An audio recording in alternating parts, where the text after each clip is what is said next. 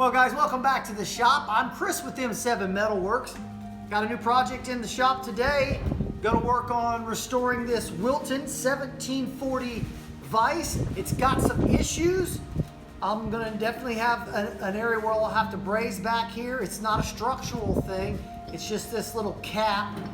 And I'll bring you in on a close-up at some point in the video, but somebody has done something with the pins back here and ended up kind of mutilating this back here. No big deal. It's a pretty easy fix, I think. I think we'll just build it up with a little bit of braze, drill it, be good to go.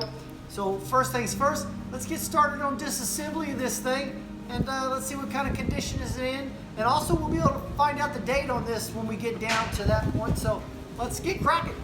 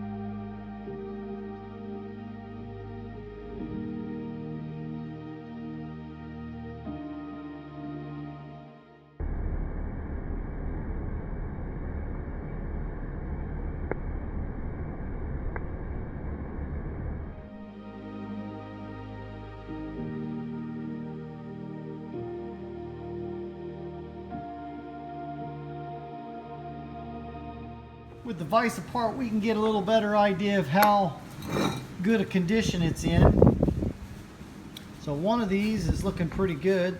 The other's got a little bit of a bend, but really that'll be nothing to take out. I'd call that pretty minor. It came apart pretty well.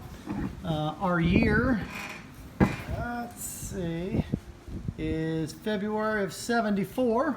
I just picked up a portable welder that's made in '74.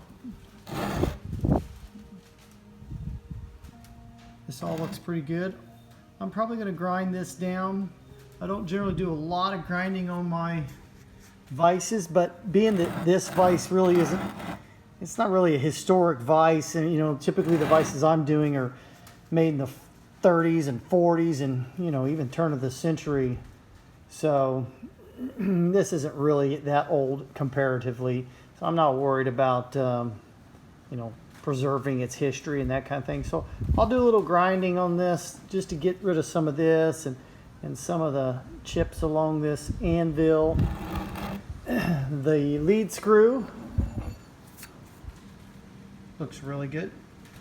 No concerns there. I don't even see any bend or anything in that handle. The handle looks dead straight. The jaws are mismatched, so one's thicker than the other. This is the appropriate jaw. This is something somebody's cobbled on there. The holes don't even line up. There was only one screw holding this one in. This is the one I had to weld, and I wasn't concerned about damaging the jaw simply because I'm going to replace it, so it doesn't really matter. I wouldn't mind smooth jaws. I'm a fan of the smooth jaws. Everything here looks good. I don't see any issues at all in there. Let me give you a better close-up look.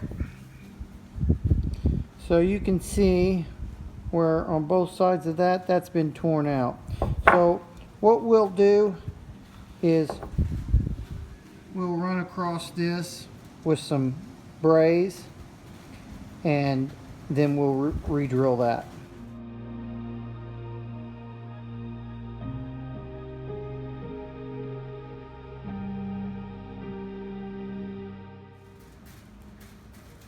So here's after brazing.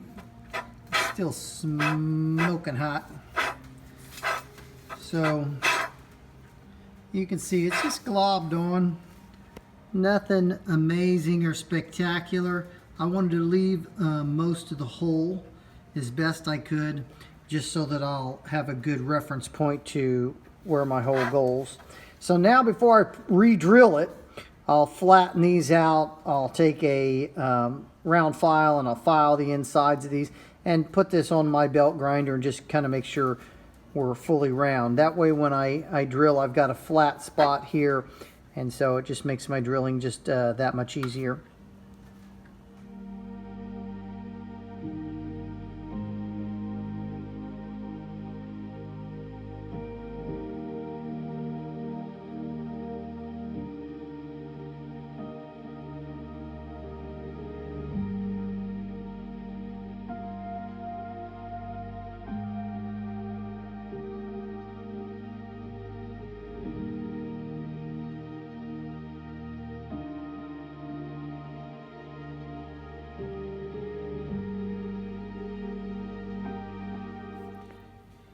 Okay guys, well, everything is apart and repaired in some cases where it needed repair. So we've just brazed that, and of course you've seen me do that on camera, and then I drilled it off camera. And I just took this on the belt grinder and just kind of took the scratches out of that a little bit. And then probably the rest of the significant work has been done on these. I just took the grind marks out of it. I don't mind a few of the little pock marks and that kind of thing. Once I put paint on that, that'll just look like, you know, look like casting really. And then the same thing here. Those look worse than they really are, mainly because some of it is shiny and some of it isn't. Once we get paint on it, you won't even see that stuff. But I've just filed away and put this on the sander as well. And I think that is about it. So now what I'm going to concentrate on is we're going to get all this stuff cleaned, get some things in the ultrasonic, and then I'll wire wheel some of this other stuff. Also did a little grinding here. I left this side for the most part. I did put a file on it, and I just took the sharp edge off and any little nicks and what have you. I had to grind a little more on this because there was more damage here, and then I just filed on it. I may take the belt grinder on that as well, just to smooth it out a bit, and I'll clean this up as well because that'll be a flat surface and that won't get any paint. So that's what's next.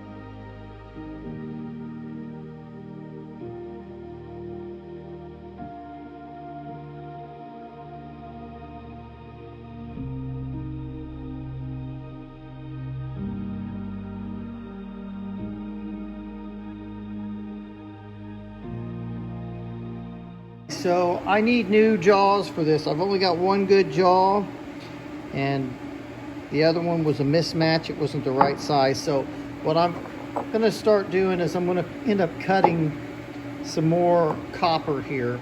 Now the problem with this copper is it's not thick enough. As you can see, it's too thin.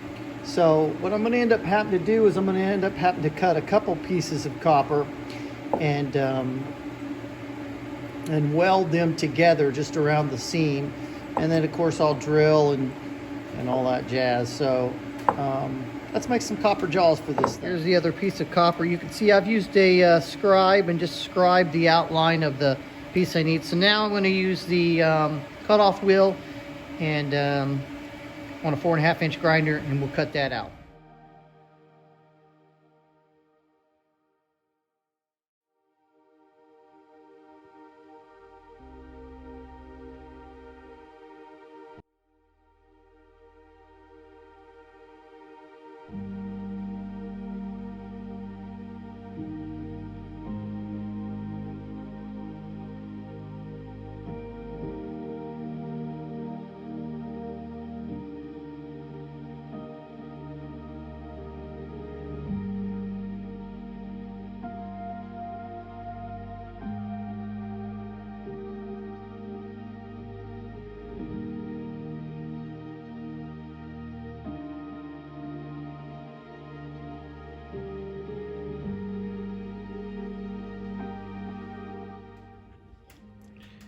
Well guys, we've got a couple thicker billets of copper now. So this is the factory cut side. So I'm definitely going to have this as my base. So that'll sit, and then my holes are going to be drilled. You can see here and here and here and here. That's just where my little small C-clamps pushed in on that. When that thing gets red hot, obviously the copper gets softer, and so it's actually pushed in just a little bit. I don't think we'll have too much trouble on the belt sander to get that off, so I'll put that on the grinder later. And I'll also true up these tops. This will be the bottom. I won't worry too much about that. I've taken a file to it just to give me a flat base. And now what we're going to do is we're going to drill this.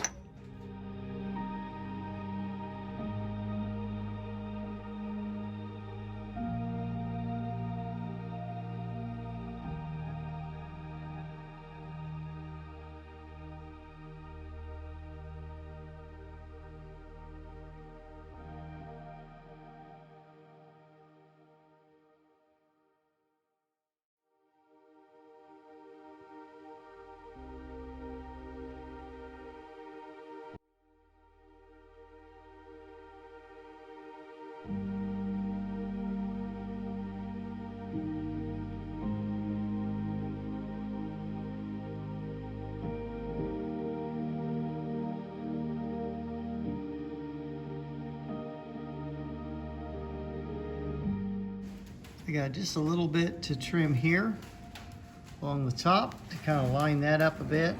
And then over here, I've got a little bit to trim right there. And then I'll deal with the top here after a bit.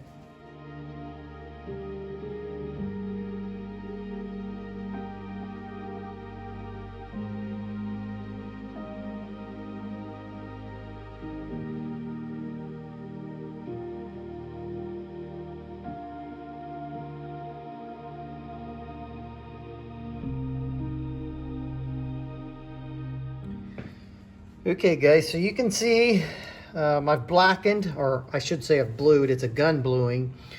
So I've gun blued a few of the items. I even gun blued this, which I really like, the gun blue. It gives it a nice look. And then I just put a little bit of an oil on there, just a light oil, like a Vise oil.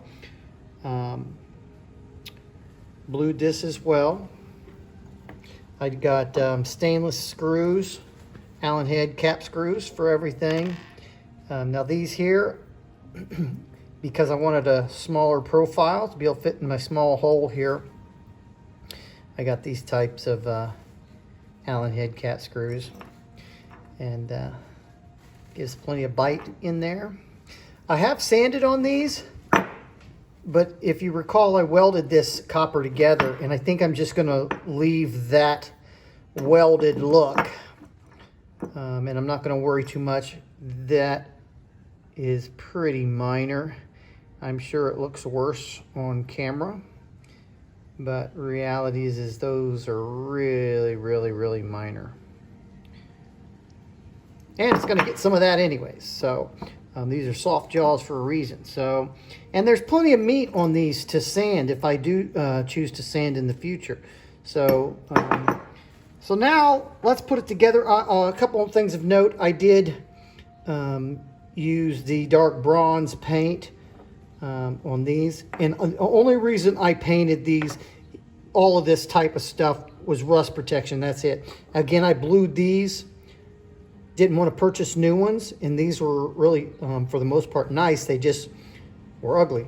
So I blued them and then put a nice oil finish on them. The handle, for the most part, it's okay. Got little dings and dents. That's character to me. Doesn't bother me at all.